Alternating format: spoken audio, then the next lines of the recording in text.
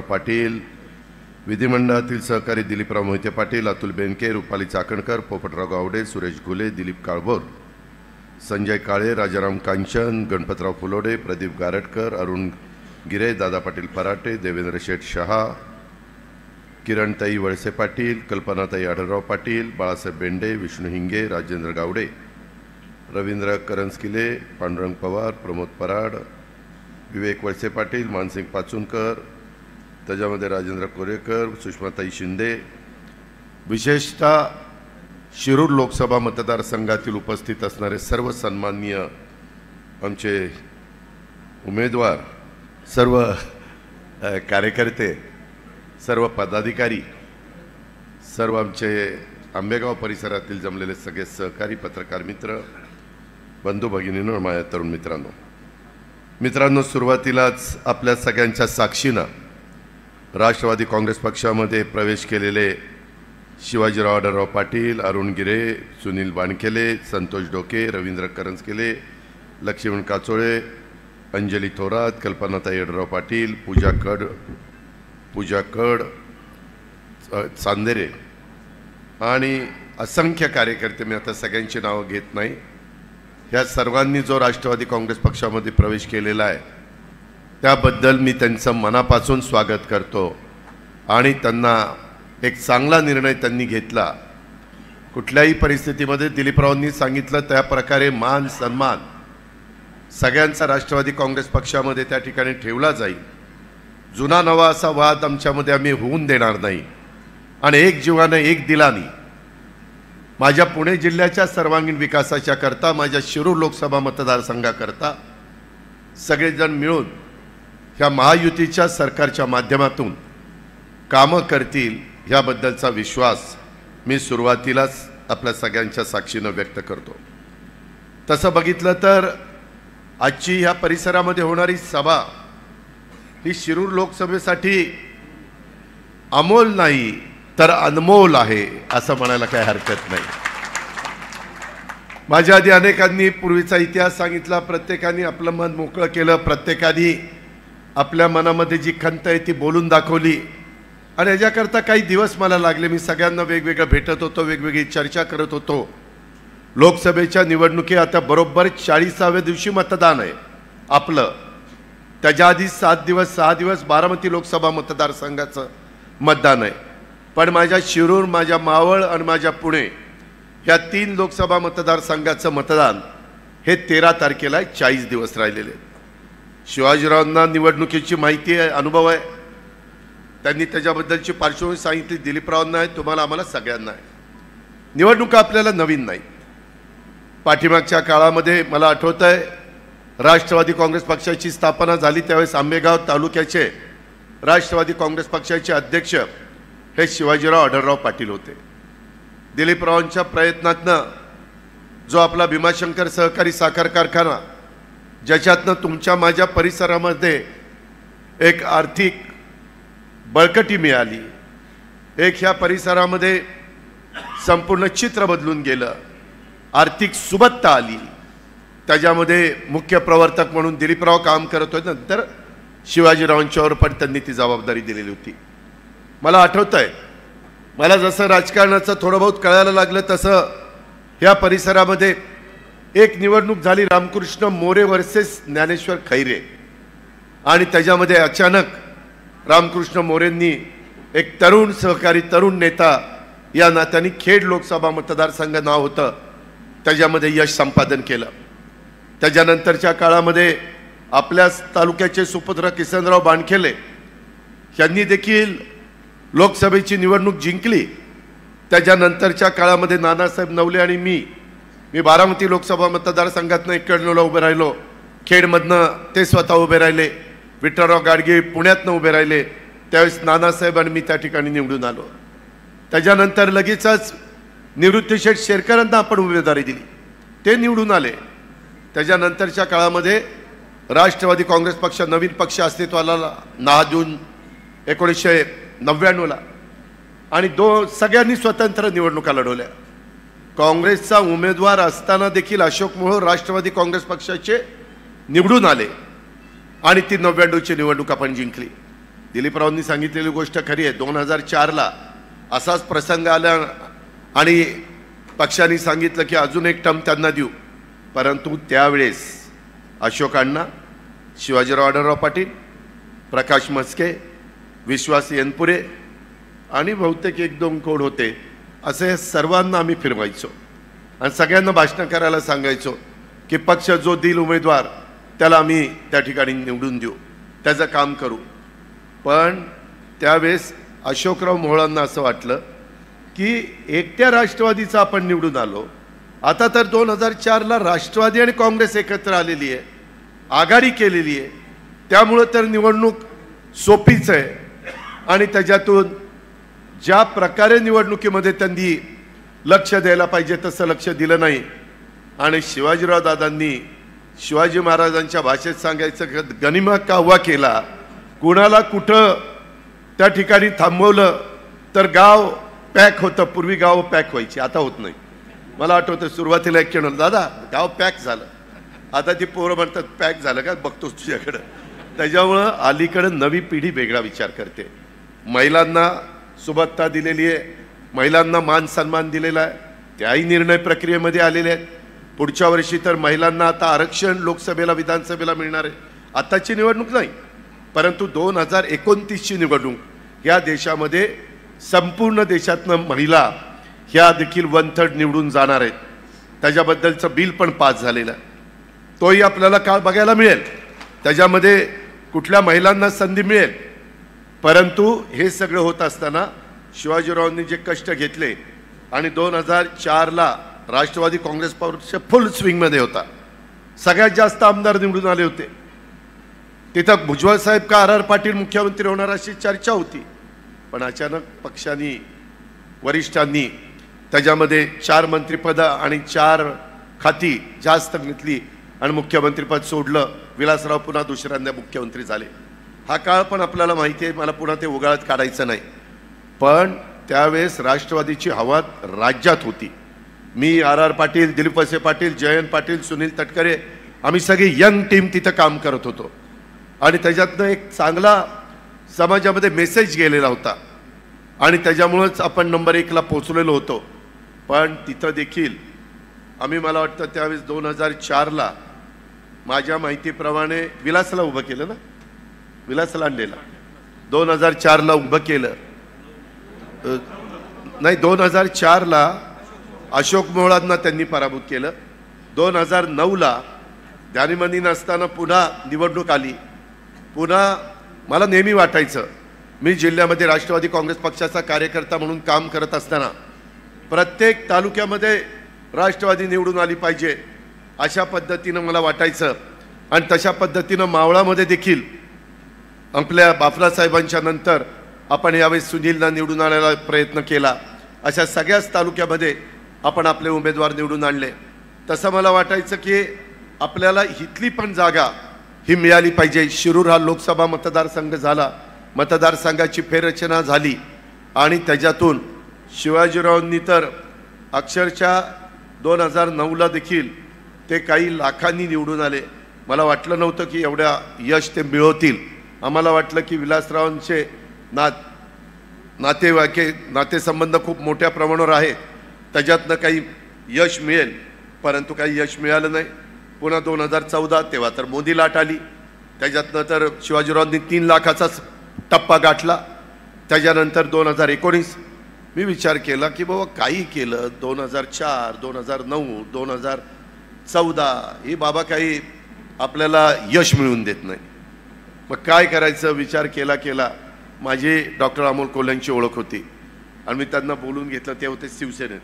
माझ्या मुंबईच्या घरी प्रेमकोट म्हणून आपल्या मंत्रालयाच्या मागं माझा फ्लॅट आहे, तिथं बोलून घेतलं. ते म्हणले दादा, आणि तिथं सारखे उद्धव ठाकरे साहेब वगैरेंचे फोन यायला लागले.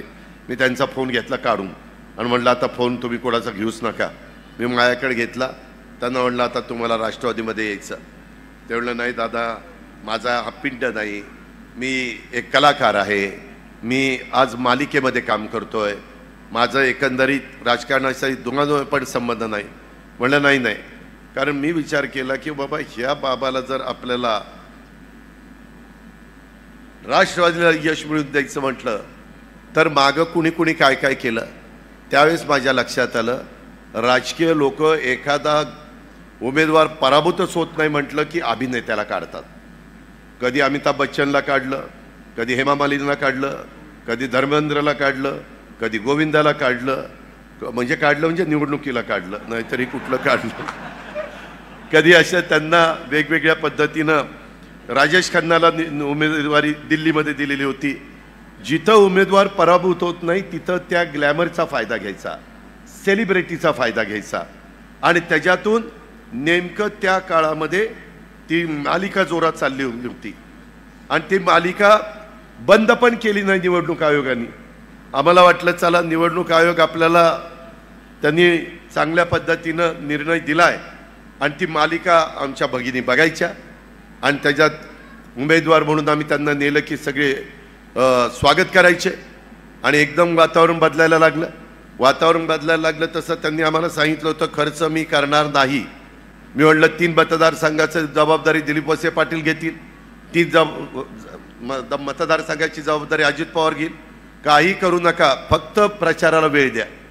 वेळ दिला, निवडून आले. शिवाजीरावांचा त्याच्यामध्ये पराभव झाला. निवडून आल्यानंतर एखादा जरी अभिनेता असेल, कलाकार असेल, सेलिब्रिटी असेल तर ज्या भागातनं आपण निवडून जातो तिथं संपर्क ठेवायचा असतो. मी त्यांना म्हणालो की बाबा तुम्ही संपर्क ठेवा, फक्त संपर्क ठेवा. ते म्हणले दादा हे माझं काम नाही आहे, मी सेलिब्रिटी आहे. हे लोक जे निवडून गेलेले सेलिब्रिटी ते काही तिथं हे करतात का, मतदारसंघात लक्ष देतात का? नाही, ते कार्यकर्त्यांनी बघायचं असतं. अरे म्हणलं तुम्ही लोकसभेची निवडणूक आहे, देशाचं भवितव्य ठरवण्याचं काम तिथं पार्लमेंटमध्ये होतं आणि तुम्ही जर मतदारसंघात फिरणार नाही. दिलीप मोहिते पाटील तक्रार करायचे, दादा खासदार येत नाही. बाकीचे आमदार तक्रार करायचे. त्याच्यानंतर बहुतेक महेश लांडगे सोडले तर बाकीचे आमदार राष्ट्रवादीचे निवडून आले. त्याच्यामध्ये दिलीपराव वळसे पाटील कसं तरी त्या ठिकाणी सांभाळून घ्यायचे, पण बाकीचे मला म्हणायचे की हे काही बरोबर नाही आणि संपर्क तुटत चालला. आणि एक दिवस माझ्याकडे आले म्हणले हे संपलं, कोरोना संपला आणि मला म्हणले दादा मला राजीनामा द्यायचा. अरे म्हणलं कशाला, लोकांनी 5 वर्ष निवडून दिलं, राजीनामा कुठं द्यायला निघाला? नाही म्हणले आपल्याला जमतच नाही, माझ्या मालिका असतात, माझे चित्रपट असतात, मला प्रॅक्टिस करावी लागते, त्याच्यामध्ये मला वेळ द्यावा लागतो.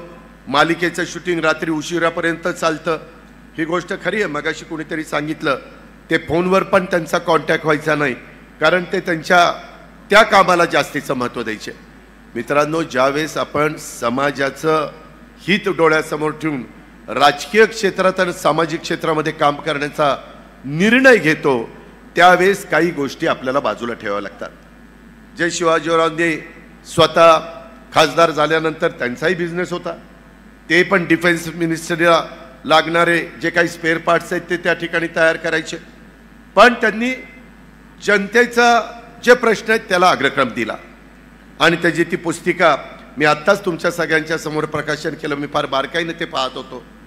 नेहमी मला अनेक वर्ष तुम्ही जिल्ह्यांनी पालकमंत्रीपद दिलं, त्याच्यामध्ये देखील चर्चा करत असताना आमचे कधी मतभेद व्हायचे नाही. काही मतभेद झाले त्याच्याबद्दल खुलेपणाने त्यांनी आणि दिलीप मोहिते पाटलांनी त्याचा खुलासा आपल्या सगळ्यांच्या समोर केलेला आहे. मी एकदा निवडून आल्यानंतर ती व्यक्ती जसं आमदार 5 लाखाचं प्रतिनिधित्व करतो तसं खासदार जवळपास 25 लाख लोकांचं प्रतिनिधित्व करतो. आज तुम्हाला माहिती आहे या शिरूर आणि भोसरी या 2 मतदारसंघामध्ये 11 लाख मतदार आहे. सॉरी, हडपसर आणि भोसरी 11 लाख आणि तुमचे जुन्नरखेड आंबेगाव ह्याचं मतदान आहे 9.5 लाख किंवा 10 लाख धरा आणि त्यात 2चं 11 लाख मतदान आहे. आपल्याला दिलीप वळसे पाटील साहेब, शिवाजीराव आढळराव आपण महायुतीचे उमेदवार म्हणून त्या ठिकाणी चाललेलो आहे. बऱ्याचदा मी मागं बघायचो लोकांना देशामध्ये तिसऱ्यांदा बहुसंख्य देशातल्या जनतेला पंतप्रधान तिसऱ्यांदा नरेंद्र मोदी साहेबांना करायचं आहे. हा जनतेचा साधारण कौल आहे. जर आपण त्याच्यामध्ये सर्वे केला तर तेच पाहायला मिळत आहे. कारण गेले 10 वर्ष अतिशय हिमतीनं तुमच्या माझ्या देशाची शान आणि मान वाढवण्याचं काम जागतिक पातळीवर झालेलं आहे। कधी तुमच्या माझ्या देशाला जगाच्या वेगवेगळ्या भागामध्ये एवढं वेलकम केलं जायचं नाही, एवढं महत्त्व दिलं जायचं नाही, दिलं जायचं पण आत्ताच्या तुलनेमध्ये एवढं नाही। आणि ते होत असताना त्यांनी ज्या प्रकारे प्रकल्प हातामध्ये घेतले, मग गेल्या 10 वर्षामध्ये ज्या प्रकारचे नॅशनल हायवे झाले, प्रचंड मोठ्या प्रमाणावर पोर्ट बंदरं त्याचा विकास चाललेला आहे, प्रचंड मोठ्या प्रमाणावर विमानतळ त्याचा कायापालट होतोय। परवा पंतप्रधानांनी आपलं पुण्याचं टर्मिनलचं उद्घाटन केलं, आपल्या ऑनलाईनवर जवळपास 1 लाख कोटीची वेगवेगळी विमानतळाची उद्घाटनं झाली। आपल्या इथं 500 कोटीचं टर्मिनल केलंय, 90 लाख लोकांना वर्षभरात टेक ऑफ आणि लँडिंग करता येणारे एवढं आवक जावक त्या टर्मिनलची तिथं केली गेलेली आहे, व्यवस्था केली गेलेली आहे। हे कधी मागं घडलं का? नाही घडलं। शेवटी आम्ही देखील, मी अर्थमंत्री म्हणून काम करतोय, माझं 8वं वर्ष आहे, त्याच्यामध्ये कोस्टल रोड, मुंबईतले कोस्टल रोड, जिथं आम्हाला 30, 35, 40 मिनटं लागायची, आम्ही 5 मिनिटात वरळीवरून मरीन ड्राईव्हला त्या ठिकाणी निघतोय। अटल सेतू, तुम्ही बरेच जण मुंबईला येताना अटल सेतूवरून गेला सर, मी काल मुंबईवरून निघालो, 6:30ला मुंबईतनं निघालो, काल सुट्टी होती, जिजाईला माझ्या घरी पुण्यामध्ये 8:30ला पोहोचलेलो होतो। बरं स्पीड तोच, 100च्या पुढे जाता येत नाही, गेलं की दंड पडतो। त्याच्यामुळे हे सगळे नियमाचं पालन करत आपण वेळेची बचत करतोय। मेट्रोची कामं मोठ्या प्रमाणावर चाललेली आहे। तुमच्या माझ्या पुण्यामध्ये वाहतुकीची कोंडी होती, माझं चाकण असेल, माझं वाघोली असेल, माझा पुण्याचा परिसर असेल, पिंपरी चिंचवडचा परिसर असेल, माझा नगर रोड असेल, नाशिक रोड असेल किंवा तिकडे सोलापूर रोड असेल, ह्या सगळ्याच्या बद्दल अनेक करोडो रुपयाची कामं, रिंग रोडची कामं हातामध्ये घेतलेली आहेत। त्याच्या संदर्भामध्ये वंदे भारत ट्रेनची कामं हातामध्ये घेतलेली आहेत। काही वंदे भारत ट्रेन सुरू झाल्या, इतकं लोकांचा सुखकर प्रवास होतो की बोलायचंच काम नाही। माझं अनेक वर्ष बारामती, फलटण, आमचं शेवटचं स्टेशन बारामती, आम्हाला नेहमी वाटायचं बारामतीपासून पुढं फलटण आणि खाली साऊथला आपल्याला जाता आलं पाहिजे, काम होत नव्हतं। शेवटी आम्ही हा निर्णय ज्यावेळेस घेतला आणि त्याच्यानंतर मी मोदी साहेबांना भेटलो, त्यांना म्हटलं साहेब हे आमचं 10-15 वर्ष पडलंय काम, आम्हाला तिथं पुढं जाताच येत नाही। त्यांनी सांगितलं अजित, पुढं माझं ऑनलाईन मी वेगवेगळ्या रेल्वे स्टेशनची रेल्वे मार्गाची भूमिपूजन उद्घाटन करणार आहे, त्याच्यात बारामती फलटण आलं आणि ते काम झालं। मित्रांनो, बहुजन समाजाच्या भल्याकरता, माझ्या आदिवासी समाजाच्या कल्याणाकरता, माझ्या मागासवर्गीय समाजाला इतरांच्या बरोबरीनं आणण्याच्या करता जर विकास करायचा असेल तर केंद्र आणि राज्य सरकार एका विचाराचा असेल तर करोडो रुपयाचा पैसा हा आपल्याला खेचून आणता येतो। आज दिलीप मोहितेंना विचारा, अतुल बेनकेला विचारा, दिलीप वळसे पाटलांना विचारा, किती पैसा जुलैमध्ये आम्ही सरकारमध्ये गेलो, जुलैपासून आत्तापर्यंत किती कोटी रुपयाचा निधी हा विकास कामाच्या करता दिला गेलेला आहे। अजूनही एक बजेट उद्याचं 10 जूनचं आमच्या हातामध्ये, ज्याचा उल्लेख मगाशी केला दिलीप वळसे पाटलांनी। मी, अतुल बेनके, दिलीप वळसे पाटील, देवेंद्रजी, माझ्या ज्यावेळेस लक्षात आलं किंवा इथं पाण्याच्या बाबतीमध्ये जुन्नर आंबेगावहून माझ्या खेडवर थोडंसं काहीतरी अडचण निर्माण होते, त्यावेळेस ती पण अडचण दूर करण्याचं काम आम्ही सरकारमध्ये होतो म्हणून करू शकलो। आज आपल्या केटीवेअरला पाणी सोडण्याच्या करता जे धरणामध्ये आरक्षण ठेवायचं असतं ते मित्रांनो ठेवलं गेलं नाही, ते आरक्षण तिन्ही तालुक्याच्या करता आपण ठेवतोय। हे मगाशी म्हणाले ना दिलीप मोहिते पाटील की चास कमान, 72च्या दुष्काळामध्ये चास कमान कालवा झालाय, पोपटराव गावडेंना विचारा, त्याच्यामध्ये पाणी एवढं पाझरतंय, पाणीच पुढं सरकत नाही टेलला, त्याच्याकरता लाईनिंग करण्याचा निर्णय घेतलाय। कॅनॉलला लाईनिंग असा कागद टाकला जातो आणि त्याच्यावर लाईनिंग केलं जातं, लाईनिंग केल्यावर पाण्याची प्रचंड बचत होते। दिलीप मोहिते पाटील सारखं तुम्ही म्हणता 80%, त्याच्यातनं जी बचत होईल ते सगळं पाणी मी खेड तालुक्याला दिल्याशिवाय गप्प बसणार नाही, तुम्ही काळजी करू नका। त्याच्यामध्ये कलमोडीच्या बद्दल पण त्याचा उल्लेख, मी दिलीप मोहिते, दिलीप वळसे पाटील आम्ही बसलोय, जरी आम्ही एका परिवारातले असलो आणि त्या परिवारात आज शिवाजीराव आढळराव पाटील आणि त्यांचे सगळे सहकारी आलेत. आपण सगळ्यांना आता एकत्र काम करायचं आहे आणि हे काम करत असताना माझा जुन्नर, आंबेगाव, माझा खेड, माझा शिरूर, हवेली ह्या सगळ्या परिसराचा कायापालट करायचा आहे. आणि हा कायापालट करत असताना दिवसेंदिवस माझी दिलीपरावांची 7वी टर्म आहे. 7व्या टर्मला आम्ही आमदार झालो आणि प्रत्येक टर्मला आम्ही अधिकची कामं आमच्या मतदारसंघात केली. तुम्ही काढा पहिल्यापासून 90 ते 95, 95 ते 99, 99 ते 2004, 2004 ते 9, 9 ते 14, 14 ते 19 आणि 19 ते 24. आता तरी आमची 2.5 वर्ष करोनामध्ये गेली. जगातच आलं होतं. माणसांना जगवणं कर्तव्य होतं. आम्ही आमच्या स्वतःची फिकीर केली नाही. दर शुक्रवारी पुण्यामध्ये मीटिंग व्हायची. सगळ्या आमदारांना आम्ही हजर राहायचो आणि त्याच्यामध्ये निर्णय घ्यायचो. कुठं ॲम्ब्युलन्स पाहिजे, कुठं त्या ठिकाणी ऑक्सिजनचा प्लांट टाकला पाहिजे, कुठं पॅरामेडिकल स्टाफ दिला पाहिजे, कुठं जम्बो हॉस्पिटल उभे केले पाहिजेत, कुठं बेड्स टाकले पाहिजेत, कुठं व्हेंटिलेटर्स दिले पाहिजेत, कुठं वॅक्सिन दिलं पाहिजे, कुठं डॉक्टर कमी पडतायत. सगळ्या गोष्टी केल्या. सरकारची बाकीची कामं थांबवली, पण माणसाचा जीव महत्त्वाचा आहे. ह्या पद्धतीनं आपण त्या काळामध्ये करोनाला परतून लावण्याचं काम केलं. ठीक आहे, जीवाभावाचे काही सहकारी तुम्हाला मला सोडून गेले. आपण जीवाचं रान केलं. रेमडेसिवीर इंजेक्शन मिळत नसताना किती ते आणण्याच्या करता आपण प्रयत्न केला, कारण आजारच नवीन होता. अशा प्रकारे आपण समाजाला आधार देण्याचं काम करतोय. आज देखील एकनाथराव शिंदे असतील, देवेंद्र फडणवीस असतील, मी असेल किंवा दिल्लीमध्ये स्वतः नरेंद्र मोदी साहेब असतील, अमित शाह साहेब असतील, हे सगळेजण आज वेगवेगळ्या पद्धतीनं सर्वसामान्य माणसाला काय देता येईल. 80 कोटी जनतेला मोफत अन्न देण्याची चेष्टा आहे. 80 कोटी जनता कशाला म्हणतात.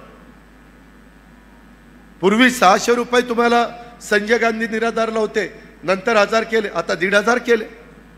श्रावण बाळला 1,500 केले. आरोग्य चांगलं ठेवण्याच्या करता इन्शुरन्स पूर्वी 1.5 लाखाचा होता, आरोग्याच्या करता तो 5 लाखाचा केला.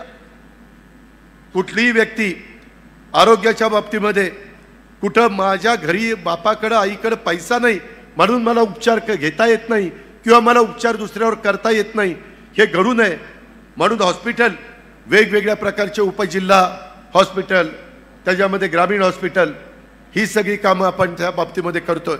मित्रांनो, माझी तुम्हाला विनंती आहे, शिवाजीरावांची 3 टर्मची अक्षरशः त्या बाबाला पराभूत करण्याकरता आमच्या तोंडाला फेस आला, परंतु बाबा आम्हाला रेटला गेला नाही. आता आपल्याला त्यांना प्रचंड मतांनी निवडून आणायचं आहे. आता तुम्ही ज्या खासदारांना आम्ही सांगितल्यामुळं निवडून दिलं त्यांची 5 वर्षाची कारकीर्द पहा. इतकं सांगायचो नका देऊ राजीनामा, नका देऊ, परत निवडणूक जर लागली तर लोक आम्हाला मारतील, म्हणतील की तुम्ही 5 वर्षाच्या करता तुमचा उमेदवार राहत नाही. काय पोरखेळ वाटला सारख्या सारख्या निवडणुकीला मतदान करायला? लोकांना नाही आवडत. लोक विचारपूर्वक मतदान करत असतात आणि हे मतदान आहे हे खऱ्या अर्थाने तर तुम्ही बघितलं तर लोकसभेची निवडणूक म्हणजे देशाचं धोरण ठरवणारी निवडणूक आहे. मित्रांनो, ही गावकीची भावकीची निवडणूक नाही आहे. काही जणांनी ती भावकीची केलेली माझ्या भागात, ते मी बघतो काय करायचं ते. पण गावकीची पण नाही, भावकीची पण नाही.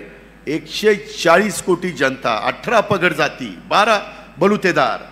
हिंदवी स्वराज्याची स्थापना महाराजांनी केली. 28 तारखेला तिथीप्रमाणे त्यांची मला वाटतं शिवजयंती आहे. 28 तारखेला परवा दिवशी.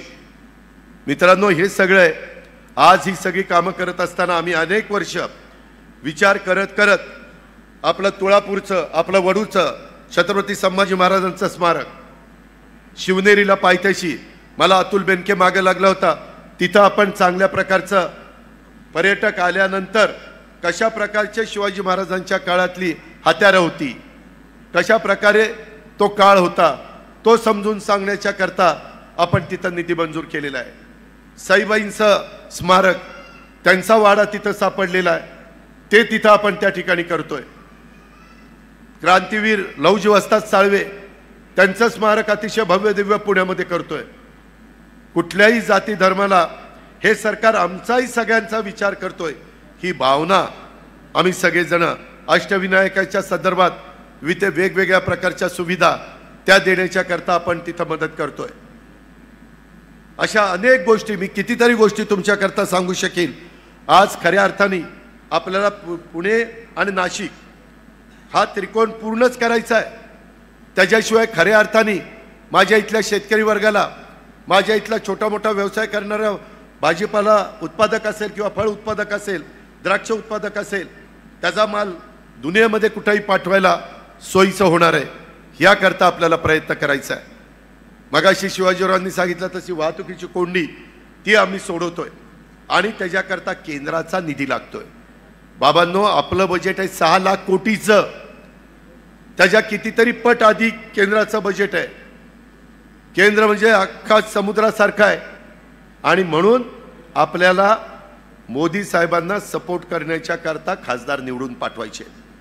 दिलीपराव, शिवाजीराव, आपल्याला माझ्या भोसरी, खडकवासला आणि विशेषतः हडपसर ह्या भागामध्ये मतदारांना सांगावं लागेल, हे जरी घड्याळ असलं तर हे घड्याळ तिथं मोदींना पाठिंबा द्यायला चाललेलं आहे। कारण मोदींना मानणारा जो शहरी भागातला मतदार आहे तो त्यांची खूण कमळ दिसलं नाही की तो तिथनं परत जातो। त्यांना मी आता उद्या 28 तारखेला माझी आणि एकनाथराव आणि देवेंद्रची मीटिंग आहे उपमुख्यमंत्र्यांची, त्याच्यामध्ये आम्ही काही जाहिराती देणार आहे की मोदी साहेबांना मत म्हणजे कमळ, धनुष्यबाण आणि घड्याळ, ह्या 3 खुणापैकी जी खूण असेल ती दाबली तर मोदी साहेबांना मत जाणार आहे। हे करावं लागेल। मी मागे बघितलेलं आहे, लोक काही काही परत जातात। त्याकरता विशेषतः इथं माझा शिरूरचा पण हवेली परिसरातले विधानसभा मतदारसंघातले दिलीपराव, रवी काळे सगळे सहकारी बसलेले, दादा आहे, राजेंद्र आहेत, बाकीचे तिथं मानसिंग आहे, बरेच जण आहेत। त्यांना पण शहरी भागामध्ये वाघोलीची लोकसंख्या वाढलेली आहे, शांताराम पण इथं आहे, त्या प्रकारेच आपल्याला काम करावं लागेल। आपण पाठीमागच्या काळामध्ये एकमेकाच्या विरोधात जिल्हा परिषद, तालुका पंचायत, नगरपालिका ह्या निवडणुका लढलोय। मागचं झालं गेलं ते गंगेला मिळालंय, आता नवी सुरुवात आहे, त्याच्यामध्ये मिळतं जुळतं घ्यावं लागेल। लोकसभा, विधानसभा देशाच्या आणि राज्याच्या भवितव्याच्या दृष्टिकोनातनं फार महत्त्वाच्या निवडणुका आहेत। त्याच्यातनं कायदा सुव्यवस्था, त्याच्यातनं जातीय सलोखा, त्याच्यातून एक चांगलं वातावरण हे आपल्याला निर्माण करायचं आहे आणि ती करण्याची ताकद आणि धमक ह्या लोकसभेत आणि विधानसभेमध्ये। आज विरोधक कारण नसताना, आज त्यांच्याकडे मुद्दा नाही, आपल्या इथंही विकासाच्या बद्दलचा मुद्दा विरोधकांना काढता येणार नाही। सगळ्या मतदारसंघामध्ये डेव्हलपमेंट झालेली आहे, चाललेली आहे, पण आता नवीनच काय काढतात, निवडणूक आली की संविधान बदलणार। साफ खोट आहे। तुम्ही राहुल गांधींची परवाची शिवाजी पार्कची सभा ऐका, त्यांनी सांगितलं संविधान कुणी बदलू शकत नाही। आम्ही सांगतो संविधान कुणी बदलू शकत नाही। आम्ही सांगतो जोपर्यंत चंद्र आणि सूर्य आहे तोपर्यंत घटनेचे शिल्पकार डॉक्टर बाबासाहेब आंबेडकरांनी दिलेलं संविधान कुणी बदलू शकत नाही। हे थोतांड आहे, हे चुकीचा प्रचार आहे, दिशाभूल करण्याचं काम चाललंय। माझ्या मागासवर्गीय समाजामध्ये चलबिचल निर्माण करण्याचं काम हे काही जण करतायत, हे आपल्याला हाणून पाडायचं आहे। काही जण म्हणतात घटना बदलणार, अरे 10 वर्षात कधी घटना बदलली गेली नाही आणि कुठं घटना बदलणार, काही बोलता। मग सांगतात की आता पुढे निवडणुकाच होणार नाही। अरे निवडणुका होणार नाही, भारत देशातली जनता काही गप्प बसणार आहे?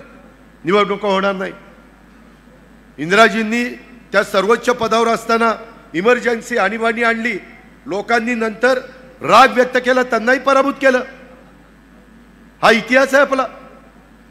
त्याच्यामुळं आज विरोधकांना सगळेजण एकत्र आलेत आणि एकमेव उद्दिष्ट त्यांना मोदी साहेबांना तिथनं हटवायचं आहे। वास्तविक देवेगौडा एकेकाळी पंतप्रधान होते, त्यांनी मोदी साहेबांना पाठिंबा दिलेला आहे। नितीश कुमार, मला आठवतंय गेल्या टर्मला मोदी साहेबांच्या समोर विरोधी पक्षाचे उमेदवार म्हणून त्यांचं नाव घेतलं जात होतं, त्यांनी मोदी साहेबांना पाठिंबा दिला आहे। आम्ही देखील सगळ्यांनी मिळून पाठिंबा दिलेला आहे। आम्ही चूक केलेली नाही, विकासाच्या मागे आम्ही गेलोय. आम्ही विचारधारा सोडलेली नाहीये. शिवशाहू फुले आंबेडकरांची विचारधारा हीच आमची विचारधारा आहे. त्याच्यामध्ये कुठं तसोभर देखील आम्ही कॉम्प्रोमाइज केलेलं नाहीये.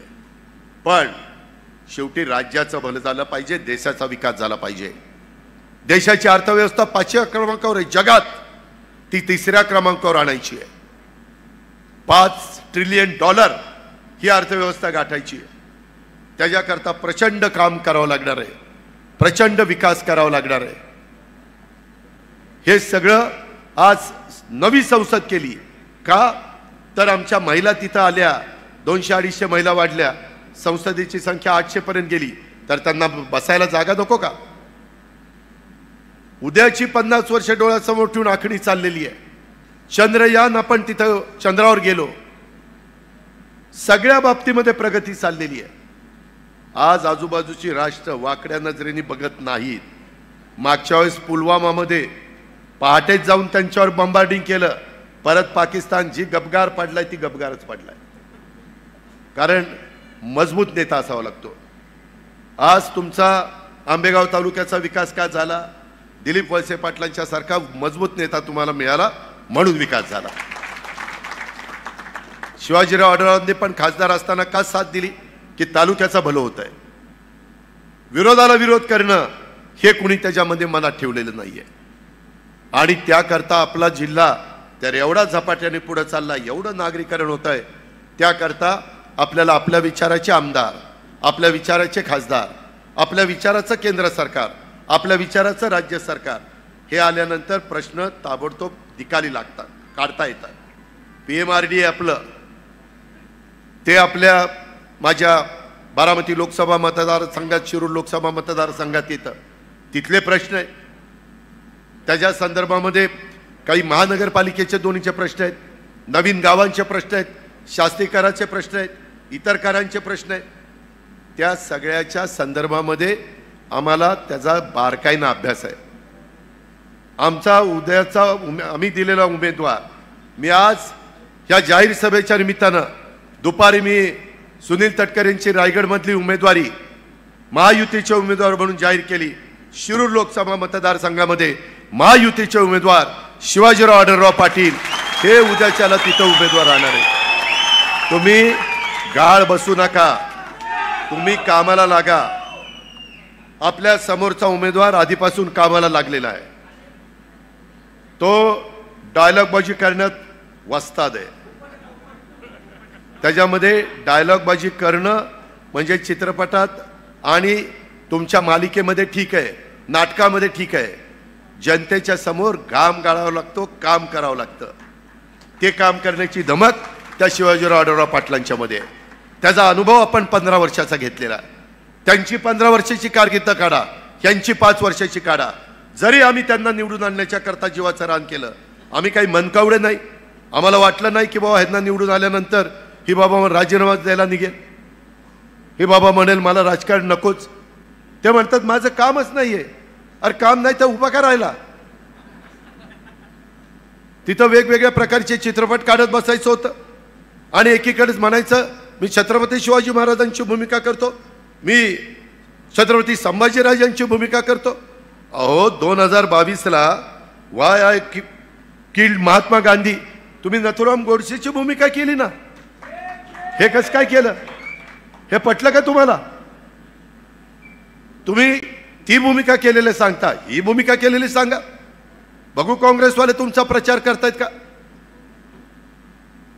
आणि जर तुम्हाला वेगवेगळ्या भूमिकाच करायच्या आणि जनतेचे प्रश्न सोडवायचे नाही, जनतेच्या करता उपलब्धच राहायचं नाही, सकाळ दुपार संध्याकाळ. पूर्वी आम्ही 91ला आमदार झालो, खासदार झालो, त्यावेळेस किती खासदारकीचे 7.5 लाख 8 लाखाचा मतदारसंघ असायचा. 7.5 लाखच किंवा 8 लाख. आताचे मतदारसंघ झालेत 25 लाखाचे. उलट लोक आता जास्त ॲक्टिव्ह झालीत. Social media, print media, electronic media, कुठं काय खटकलं की लगेच कळतंय. लोक जागृत झालेले आहेत. अशा सगळ्याच्या बाबतीमध्ये सतत तुम्हाला उपलब्ध राहणारा खासदार पाहिजे. ते खासदार उद्याचे शिवाजीराव आढळराव पाटील होऊ शकतात। या पद्धतीनं माझी तर आंबेगावकरांना विनंती आहे, जो ज्या तालुक्यातला खासदार असतो, उमेदवार असतो, त्या तालुक्यांनी कमीत कमी त्या उमेदवाराला 1 लाखाचं मताधिक्य दिलं पाहिजे। 1 लाखाचं ही पद्धत असते। आज दिलीपराव, शिवाजीराव सगळेजण एकत्र आलेले आहेत।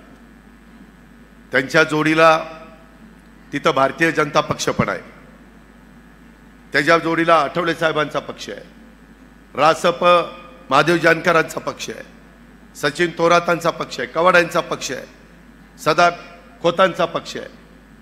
अनेकांनी एकत्र येऊन ही महायुती केलेली आहे आणि ह्या सगळ्यांचं मिळून आपल्याला उद्याच्याला प्रचार करायचा आहे। त्याच्यामुळं अजिबात गाळ बसता कामा नये।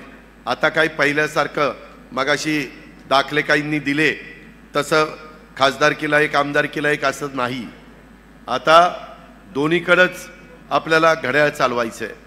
त्याच्यामुळं एकतर्फी मतदान झालं पाहिजे, मताची टक्केवारी वाढली पाहिजे, बूथ वाईज काम झालं पाहिजे।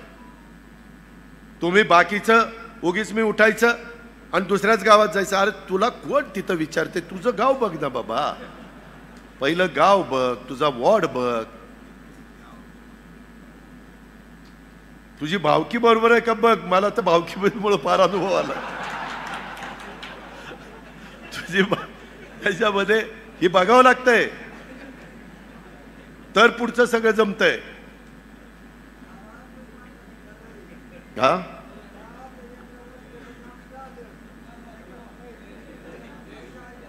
अरे थांब रे, तुझं नंतर ऐकतो, गाडीत जाताना ऐकतो। त्याच्यामध्ये मी खोटंच नाही सांगत, बऱ्याचदा गावचे सरपंच पण आपण नसतो आणि जाऊन सांगतो इकडं मतदान करा, तिकडं मतदान करा, आणि गावातला सरपंच दुसऱ्याच बाजूचा असतो। लोक म्हणतात तुझं गाव आहे का रे, तुझ्याबरोबर आलं आहे आम्हाला सांगायला, अमकं करा तमकं करा। त्याच्यामुळं जे नगरपालिकेत काम करतात, जे महानगरपालिकेत काम करतात, त्यांनी त्यांचा वॉर्ड प्रभाग सांभाळावा। जे माझ्या ग्रामपंचायतीत काम करतात त्यांनी त्यांचा वॉर्ड सांभाळावा। जे प्रमुख तालुक्याचे नेते असतील, जिल्ह्याचे नेते असतील, राज्याचे नेते असतील, ते त्यांचा प्रचार वेगवेगळ्या पद्धतीनं करतील। वेगवेगळ्या वक्त्यांच्या सभा ह्या कशा टाकायच्या त्याबद्दलची पण आखणी व्यवस्थितपणे त्या बाबतीमध्ये केली जाईल।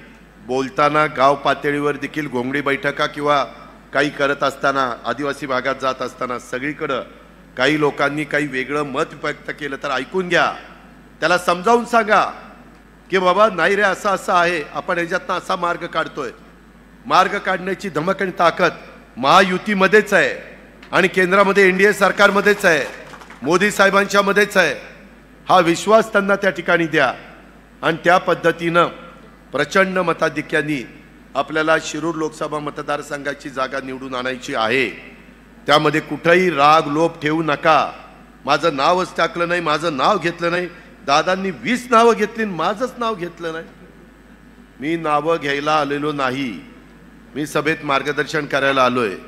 बाकीचे पण बोलत असताना कदाचित कुणाचं काही राहील किंवा फोटो एखाद्याचा राहील, मित्रपक्षांचे वगैरे फोटो वगैरे, त्यांचा मान सन्मान ठेवून आपण पुढे गेलं पाहिजे, याबद्दल काळजी घ्या। आता तुम्ही ही सभा संपल्यानंतर लगेचच शिवाजीराव आखणी करा। आपण सारखं म्हणत होतो प्रवेश लवकर द्यायचा आणि उमेदवारी जाहीर करायची, कारण 40 दिवस बघता बघता दिवस निघून जातील। त्याच्या आधी बारामती लोकसभा मतदारसंघाची निवडणूक आहे, तिथं पाहुणे रावळे ओळखीचे कोणी असतील तर तिथं पण घड्याळाला मतदान करायला सांगा। तसंच मावळामध्ये कुठं पाहुणे रावळे असतील तिथं मावळ, माझं चिंचवड आणि पिंपरी तिथं धनुष्यबाणाला मतदान करायला सांगा। माझं वडगाव शेरी आणि हडपसर सोडून, हडपसर आणि त्यामध्ये खडकवासला सोडून बाकीचे जे काही भाग आहे त्याच्यामध्ये मग वडगाव शेरी माझं, तुमचा कोथरूड असेल, कसबा असेल, कॅन्टोन्मेंट असेल, शिवाजीनगर असेल, ह्या सगळ्या भागामध्ये त्या 6 विधानसभा मतदारसंघात शहरामध्ये कमळ, आपल्या जिल्ह्यात कमळ तिथं चालवायचं आहे, इकडं आणि बारामतीमध्ये घड्याळ चालवायचं आहे, आणि त्या मावळातल्या 3 तालुक्यामध्ये धनुष्यबाण चालवायचं आहे. त्याच्यामुळं तिन्ही महायुतीचे चिन्ह आपल्या सगळ्यांच्या दृष्टीनं महत्त्वाची आहे. गल्लत करू नका, नीट लक्षात ठेवा. आणि त्या पद्धतीनं त्या भागात मित्रपरिवार वगैरे असतो, त्याच्या संदर्भामध्ये नातीगोती असतात, त्या सगळ्यांचा कसं आपल्याला मदत घेता येईल, त्यांना कसं कन्व्हिन्स करता येईल, ह्या पद्धतीचं काम आपण सगळ्यांनी ह्या निमित्तानं केलं पाहिजे. काही जण म्हणतात की ते उडी मारली. अरे बाबा, तुम्ही तर माझ्या देखत मीच तुम्हाला शिवसेनेतनं घेतलं आणि राष्ट्रवादीमध्ये आणलं अमोल कोल्हे साहेब. दुसरं कोणी आणायला नव्हतं. मी तुमचं तिकीट जाहीर केलं. एवढं लवकर कसं विसरला?